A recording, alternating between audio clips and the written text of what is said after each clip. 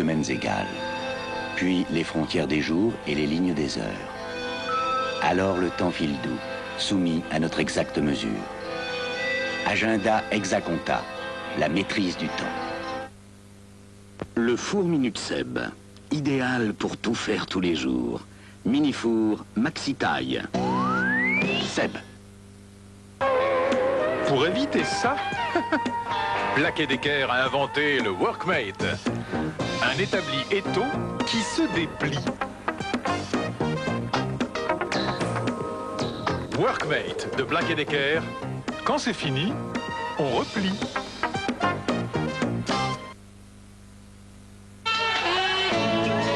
Est-ce que quelqu'un a un Tampax? Ah mais c'est un Tampax que je veux. Parce que Tampax, il a un applicateur. Alors c'est plus facile à mettre. Et puis les tampons Tampax, c'est très absorbant. Vive Tampax! Avec applicateur. Problème de pot d'échappement, Midas. Changer de pot en 30 minutes. Midas, plus de 100 centres en France.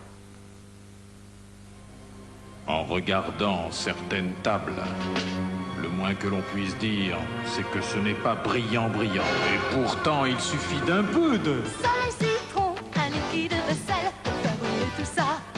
Soleil citron, vaisselle ensoleillée, les tables ensoleillées. Soleil citron, c'est beaucoup plus frais. Soleil citron, c'est beaucoup plus gai. Soleil citron, les tables qui donnent envie de se mettre à table. Clip, clip, les clipos s'imbriquent tout de suite. Clip, clip, clipo, plein d'idées pour les mains.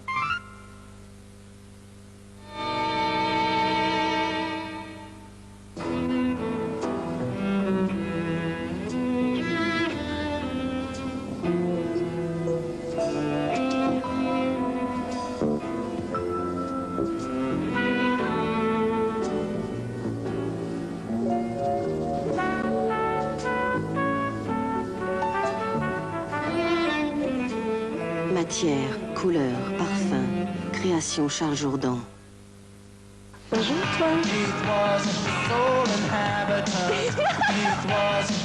on aime plus fort en photo.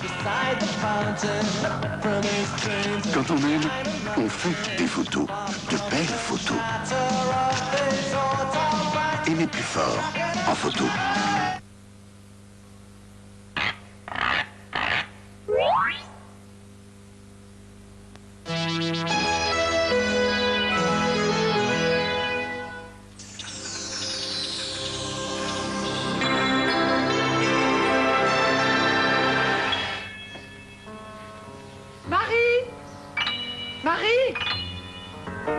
Marie, qu'est-ce que tu fais? Va chercher l'eau.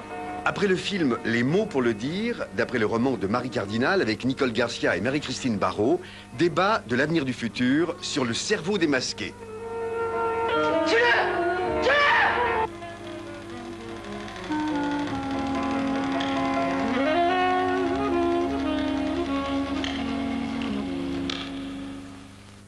L'avenir du futur sur la Une, lundi, 20h35.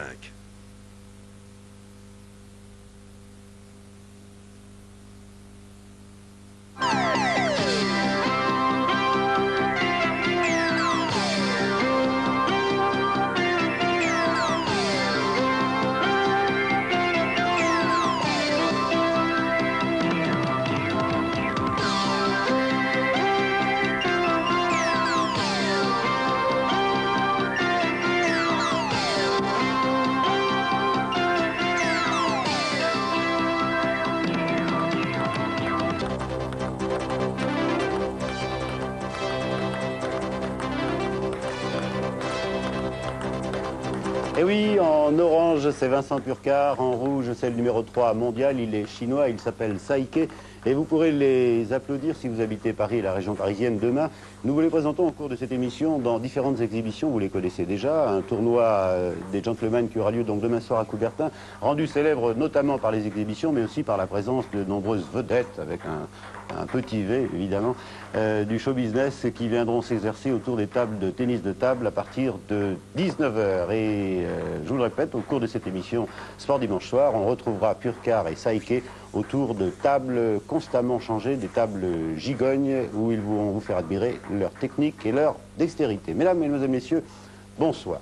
Il faut dire qu'en début de semaine, lundi, lors de la conférence du service des sports de TF1, d'ailleurs je crois que c'est le cas un peu dans toutes les rédactions, il y a des conférences le lundi matin pour préparer les événements du prochain week-end, on s'est un peu creusé la cervelle, les méninges, pour savoir quel est le sujet qui méritait d'ouvrir cette émission. On s'est dit que le football, finalement, il y avait Téléfoot et vous connaissiez presque tout, sauf les buts étrangers, que vous commentera tout à l'heure Didier Roustan. Coupe du monde de trampoline à Antibes, pourquoi pas, ou alors le bicross, mais qui est à mi-chemin entre le spectacle et le sport, et que vous avez suivi cet après-midi en direct sur Antenne 2, sur TF1, pardon. Mais finalement, on se creusait donc les méninges pour savoir avec quel sujet on pourrait ouvrir cette émission. Et on s'est dit qu'on pourrait, un jour, dans une émission sportive, rendre hommage à ces hommes en noir que, malheureusement, vous critiquez un peu trop facilement lorsque vous êtes sur les bancs des spectateurs, à savoir les arbitres. Alors, on a demandé à l'un de nos journalistes, Christian Varisvik, qui est un homme d'image et un homme de commentaire maintenant, puisqu'il a fait les deux, et la caméra et le commentaire, de suivre et de choisir, tout à fait par hasard. En fait, on a été servi par le lieu géographique d'une rencontre, à savoir PSG Toulouse. C'était plus facile pour nous de travailler, évidemment, à Paris. Mais il fallait aussi faire des déplacements pour aller voir vivre ce monsieur, cet arbitre que Christian Varisvik a choisi. C'est avec lui, en hommage à tous les arbitres de France, tous ceux qui essayent de faire respecter le jeu à longueur d'année, que nous commencerons donc cette émission. Christian, comment s'est opéré le choix exactement? Le hasard, vous l'avez dit, nous avions choisi de tourner Paris-Saint-Germain-Toulouse vendredi soir au Parc des Princes par facilité, c'était plus facile techniquement, et c'était M. Desayas qui arbitrait le match. M. Desayas, bordelais, nous sommes donc allés à Bordeaux pour le suivre, et le petit plus de ce reportage, c'est le fait que M. Desayas ait accepté de porter pendant la durée du match PSG-Toulouse un micro-émetteur. Ainsi, vous pourrez être dans le match, vous entendrez des choses que je crois vous n'avez jamais entendues. Alors, on peut dire d'abord un merci à la Ligue professionnelle de football qui a autorisé ce qui est interdit, mais c'est une coutume que l'on voit aux États-Unis, puisque dans les matchs de football américain en particulier, j'en ai vu certains, l'arbitre est muni d'un micro-émetteur qui lui permet d'expliquer au public et en même temps aux joueurs, tout en étant entendu dans tout le stade, et ce qui change parfois le jeu. Est-ce que vous avez l'impression, vous, parce que les joueurs étaient prévenus, tous les joueurs, aussi bien de PSG et de Toulouse, que le fait que que l'arbitre est un micro-émetteur, donc que ses propos soient enregistrés, a changé un peu leur façon de se comporter vis-à-vis de lui? Je crois que oui. Surtout dans un premier temps. Dans un premier temps, ils avaient présent à l'esprit que ce micro existait. D'ailleurs, M. Desayas, à 2 ou 3 reprises, le leur a rappelé, parce que à tout prix, il voulait éviter le moindre incident. Cela dit, dans le second mi-temps, je crois, vous entendrez d'ailleurs certaines choses, je crois que les joueurs ont oublié ce micro et que tout s'est passé d'une manière normale. Cela dit, bien sûr, d'une manière tout à fait correcte. Michel Desayas, arbitre, 41 ans, vous allez le voir, un personnage passionnant, un pur, un amoureux du football.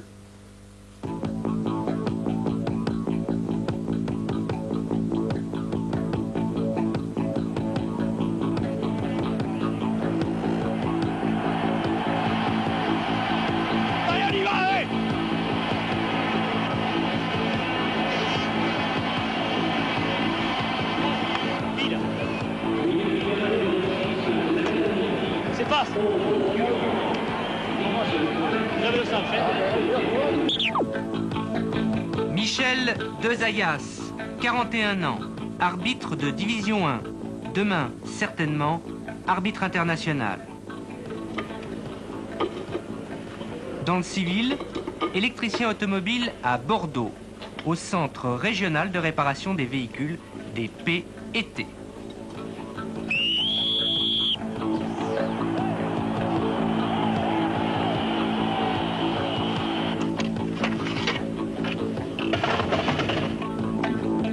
Cette semaine, Monsieur Desayas, oui. Un match mardi soir à Strasbourg, un match vendredi soir à Paris. Comment vous faites pour concilier le football et votre profession? Disons que j'évite de prendre des congés pendant les grandes vacances, c'est-à-dire juillet et août, et je réserve mes congés pour pouvoir aller arbitrer. Bien sûr, tout cela n'est possible qu'avec un peu de compréhension de l'administration. Ça date de quand, votre passion pour le football? Depuis l'âge de 10 ans. Ça a commencé comment? Disons, en jouant dans la rue. Et ensuite, avec des petits copains, nous sommes partis au Girondins de Bordeaux.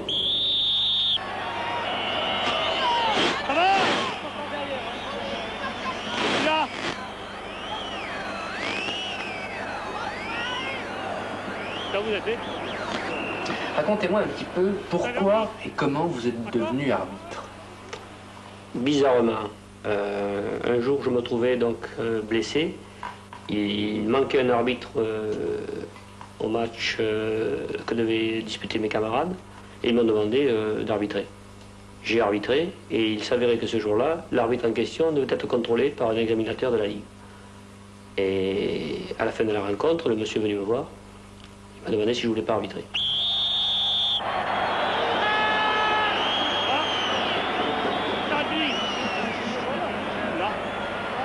Et là, la preuve, regardez.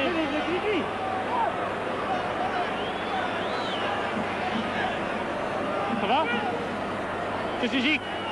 Sifflé, hein? Ouais. S'il vous plaît. Soudomer. Avec moi. C'est pas-ci. C'est pas-ci.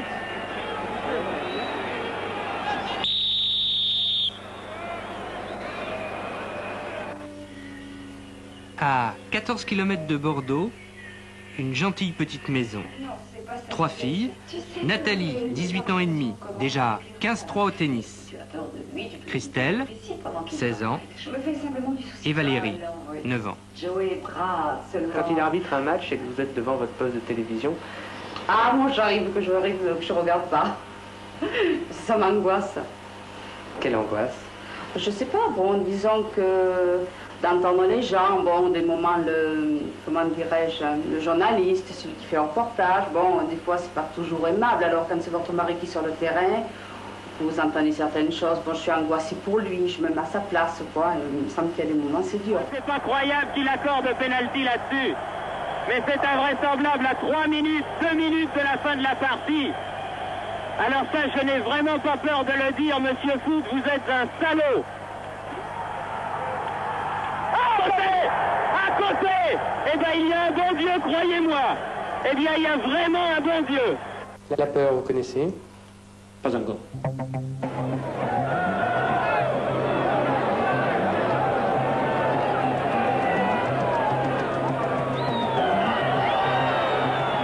Bastia, c'est un mythe, je pense.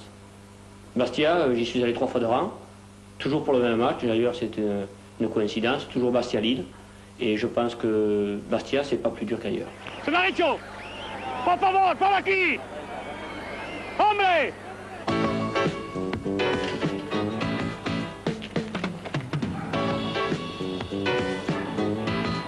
Les spectateurs, je pense qu'ils sont mal éduqués, ils ne connaissent pas les lois du jeu. Ils viennent au stade pour voir uniquement gagner leur équipe et se soucient des fois complètement du spectacle.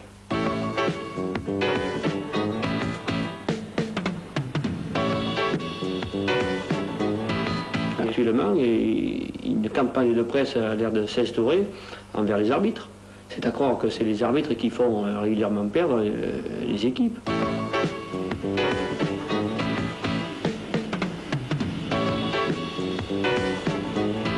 Les joueurs sont de plus en plus tricheurs.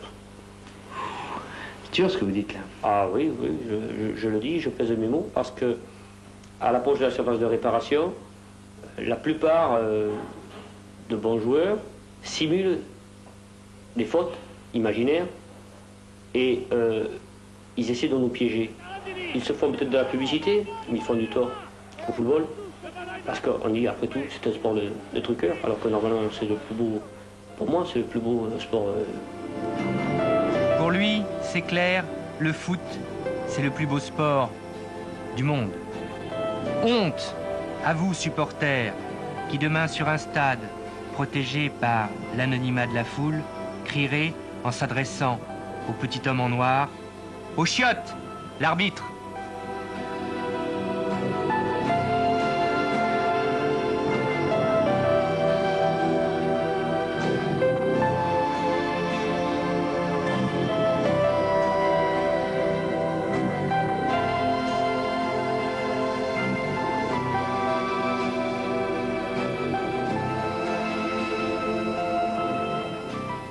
Voilà, c'était un hommage, il fallait rendre, je crois, à tous les arbitres qui officient la plupart du temps bénévolement sur tous les terrains de France, j'allais dire du monde.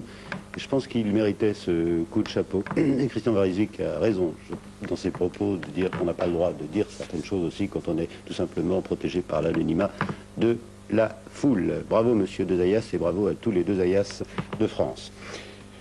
En ce qui concerne le football, Didier Rostand va nous parler des bus étrangers dans un instant, mais regardez, la caméra va se tourner, nous montrer de l'autosportif. Vous savez qu'il y a eu un petit problème quand même.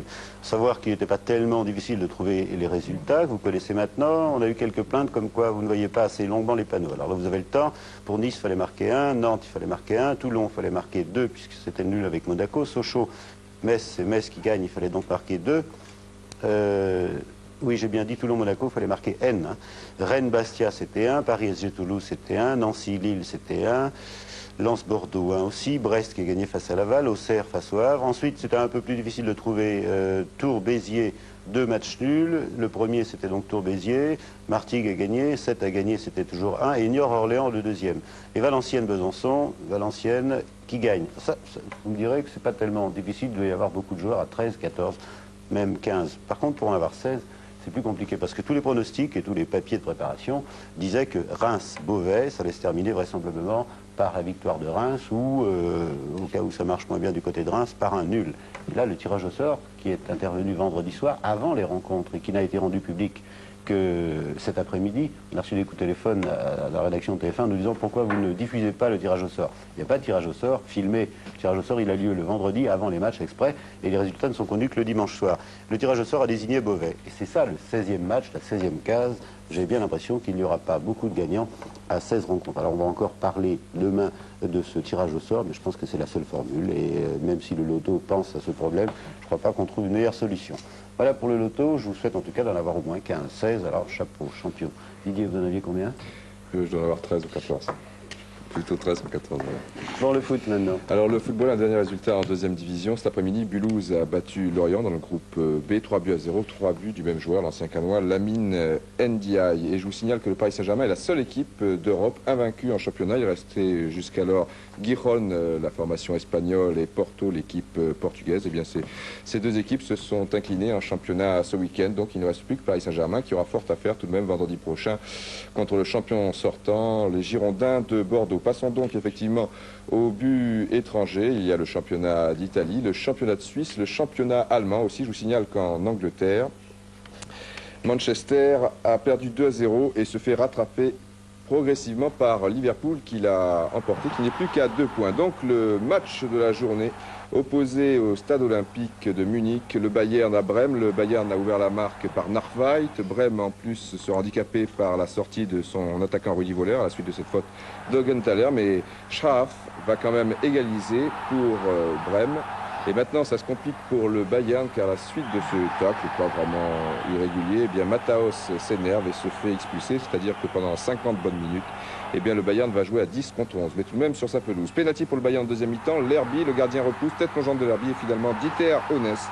Cela fait 2 buts à 1, Dieter Honest qui sera le grand artisan de cette victoire bavaroise, puisque c'est encore lui qui marque ce troisième et dernier but pour le Bayern qui l'emporte 3 buts à 1. Et pourtant, Dieter Honest était entré à la mi-temps. Mais toujours en tête, le Werder de Brême qui ne compte plus qu'un point d'avance. Et puis allons faire un tour du côté du championnat suisse avec Servette-Neuchâtel. Et tout de suite, un but marqué par Neuchâtel, par Luthi. Le Servette va égaliser par Koch à la suite de ce corner. Vous savez, Neuchâtel, l'équipe entraînée par Gilbert Grèce, et le Servette de Genève, l'équipe entraînée par Jean-Marc Guillou. Donc 2 entraîneurs français. C'est finalement le Servette qui l'emporte grâce à ce but de Magnusson, 2 buts à 1. Mais Neuchâtel est toujours en tête du championnat. Et puis, je vous l'ai promis, le championnat d'Italie. Tout d'abord, le match entre l'AS Rome et Milan au stade olympique. Et tout de suite, pour Rome, un premier but de son capitaine Bruno Conti. Belle frappe du pied gauche, 1 but à 0, mais Milan AC égalise sur penalty par Virdis. Et toujours dans cette mi-temps, eh bien, Rome va prendre définitivement l'avantage grâce à un but de son Brésilien Cerezo qui revenait après 3 semaines d'absence. Pruzzo tout d'abord pour Conti, sans élan, une pichenette sur la tête de Cerezo. Donc 2 buts à 1 pour l'AS Roma. Et puis le grand match à San Siro au Stadio Giuseppe Meazza entre l'Inter du Milan qui ouvre après quelques minutes de jeu seulement la marque par Bergomi et la Juventus de Turin, actuellement en tête mais qui a perdu il y a 2 semaines à Naples. On s'en souvient, une belle tête du défenseur Bergomi qui ne laisse pas beaucoup de chance à Tacconi. Donc la Juventus va prendre des risques. On va même voir Chirea à la suite de cette bonne déviation de Michel Platini en position de tir. C'est assez rare que le libéro de la Juventus se monte. Et puis, belle accélération de Cabrini en deuxième mi-temps qui résiste au tacle de Bergomi, qui centre tête de Bonini. Et finalement, c'est Giuseppe Baresi qui sauve sur la ligne. C'est indiscutable, une belle manchette digne des meilleurs gardiens de but du monde. Et donc un pénalty tiré par qui vous savez est raté. Raté dans un premier temps, car de la tête, Michel Platini donne l'égalisation à la Juventus. Zinga avait pourtant repoussé le premier tir de l'attaquant français, vous voyez, mais il en veut un peu à ses défenseurs, Zinga, car ils réagissent beaucoup trop tard et Platini peut assurer de la tête. Et finalement, la Juventus aura beaucoup de réussite à conserver ce résultat, qui a beaucoup de chance à conserver ce résultat dans la mesure où Bergomi frappera la transversale un peu plus tard. Les autres scores, Atalanta-Vérone 0-0, comme Sampdoria 2 partout, Florence-Bari 0-0, Lecce-Avellino 2 partout, Naples-Udinese 1 but partout, un but fantastique de Maradona semble-t-il, mais il a été expulsé. Torino-Pise 4 buts à 1. Et un partout entre la Juve et l'Inter. Voilà, si vous avez un problème de place chez vous, la solution est là. Purcar et Saïké, tout simplement, avec une toute petite table. Et on les retrouvera tout à l'heure, on peut faire encore plus petit. Le rugby, c'était le championnat de France. Vous verrez aussi qu'il y aura tout à l'heure un match international de rugby à 13. Championnat de France, Patrick Tillet à Toulouse, qui nous parle des principales rencontres de la journée. Il était du côté de Grenoble aujourd'hui, Patrick Tillet. Patrick, à vous. Tout de suite. Rugby, petite parenthèse pour vous dire que les amateurs de ballon ovale n'ont pas du tout apprécié que le rugby ait été exclu du loto sportif. Il faut savoir en effet que la grille du loto sportif a été faite pour le football et si l'on veut bien sûr se servir du rugby comme support pour le loto sportif, eh bien il faut un petit peu reconditionner la grille. Pas question bien sûr de changer le championnat, du moins sa formule. Imaginez par exemple d'ailleurs que le rugby ait servi de support au loto sportif pour ce week-end, eh bien, il y aurait eu quelques surprises, comme notamment la victoire de Narbonne, ici même à Romans, cet après-midi. Et la samba brésilienne, entamée par la fanfare des supporters de Romans, s'est transformée en une véritable valse pour les joueurs dromois. 32 points encaissés, 6 essais concédés, les rugbymen romanais en maillot à damier noir et blanc ont reçu une leçon cet après-midi, avec, après seulement 15 minutes de jeu, ce premier essai de Delpoux. À la mi-temps, 6-4 pourtant en faveur de Romans qui avait passé 2 pénalités par Servian. Mais c'est en deuxième période que les Narbonnais vont surtout écraser ce match de leur talent. Clavière, qui a remplacé Lescure, a réussi une pénalité et les Audois sont passés devant 7-6.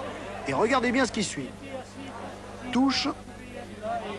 Philippe Fabre va la jouer rapidement sur Bourguignon, que l'on surnomme Le Bœuf à Narbonne, à l'esprit. Et Fabre est là encore pour marquer. 11-6. 5 minutes plus tard, c'est l'Avalanche, avec un deuxième essai de Delpoux. 15-6. 65e minute de jeu, alors que Clavière a encore réussi une pénalité, portant le score à 18-6. Ramon a tapé à suivre. Fabre est là pour récupérer la balle. A2A essaie de repartir. Ballon intercepté par Monsieur Delpoux. Jamais 203. Avec la transformation 24-6 en faveur de Narbonne. Ce n'est pas terminé. L'opération porte ouverte des défenseurs de Romans se poursuit. Magre, encore une fois, tape devant lui. Ballon repris par les 3 quarts romanais, qui vont se faire encore une fois contrer. Ballon perdu en route. Regardez bien le travail de Didier Codorniou. 3 quarts centre international. Il fixe parfaitement Donna Estève qui allume le turbo. Servien essaie de s'interposer, mais on n'arrête pas un TGV lancé. Patrick Estève que l'on va retrouver pour le dernier essai de cette rencontre à 2 minutes de la fin. Crochet intérieur. Ballon pour Clavière, qui marquera donc le 6e essai du match. Score final 32-6 en faveur de Narbonne face à Romans. Et un grand homme au cours de cette rencontre, Marc Delpoux. J'ai 22 ans depuis très peu de temps. Je travaille à la Caisse d'épargne à Narbonne. Je suis 3e meilleur au Sinclair Narbonnais. Et ça marche bien visiblement? Ben, ça marche bien, oui. Bon, on essaie de se remettre un peu du début de saison qu'on a fait. Bon, moi-même, j'ai eu un accident l'année dernière qui m'a coupé les terrains pendant 9 mois. On essaie de retrouver les sensations, c'est ce qu'on a fait aujourd'hui. On s'intéresse maintenant au derby Bourgoin-Grenoble, enlevé par les Bergaliens en maillot Bordeaux nouveau, 16 à 9. Avec un exploit de Roche, le 3/4 centre, qui tape à suivre pour lui-même et qui va aller marquer. Je disais 16 à 9 pour l'équipe de Bourgoin. Et on regarde les panneaux des résultats. Avec tout d'abord la poule 1, 3 succès à l'extérieur pour Narbonne, Groyer et le Stade Toulousain. Dommage encore une fois que cette 9e journée de championnat n'ait pas servi de support au loto sportif. Poule 2, victoire étroite mais importante pour Castres face à Oloron 15 à 12. Bayonne pour sa part s'est en partie fait pardonner son faux pas de Toulon en défaisant Valence 47 à 9. Poule 3, 9 sur 9 pour Agen, toujours invaincu. Un seul succès à l'extérieur, celui de Tyros à Montauban, 16 à 15. La poule 4 enfin, un succès probant pour Bègle. Tarbes sans d'Intran a chuté à Perpignan et victoire qui sent la qualification pour le Racing face à l'ASM 44 à 9. Marseille, c'est quand même une grande ville. C'est l'une des grandes métropoles de France. Et bien, quand on organise un match international à Marseille de jeu à 13 ou de rugby à 13, on a l'impression que ça va intéresser de nombreux supporters. Peut-être faisait-il un peu trop froid hier. En tout cas, je suis assez étonné de voir des tribunes vides, alors que l'on n'est pas loin du fief véritable du jeu à 13 pour accueillir une rencontre internationale de très haut niveau et voir une grande équipe, celle de Nouvelle-Zélande, affronter l'équipe de France sous le regard de Pierre Teuret. Ça s'est passé hier. Nouvelle-Zélande, les Kiwis contre l'équipe de France. Les Kiwis ont archi dominé. Sous de maigres applaudissements. Monsieur Pradinas, quand vous voulez.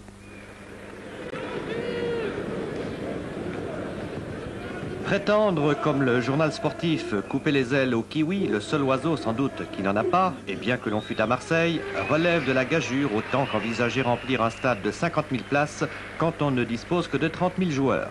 L'Aptérix, c'est le nom savant du kiwi, s'en retournera donc en Nouvelle-Zélande avec l'idée à peine saugrenue qu'au pays d'Astérix, les stades sont des lieux d'isolement que perturbe de temps à autre le chant d'un gallinacé vaniteux dont l'esprit tient tout dans la crête. Bref, les rugbymen des Antipodes, qui sont actuellement sans doute les meilleurs exécutants du jeu à 13 comme à 15, ont donné pour la gloire hier leur premier récital français sur 4 essais qui ne traduiront qu'imparfaitement à l'affichage leur supériorité sur le terrain, le premier par Kurt Sorensen à la 18e minute.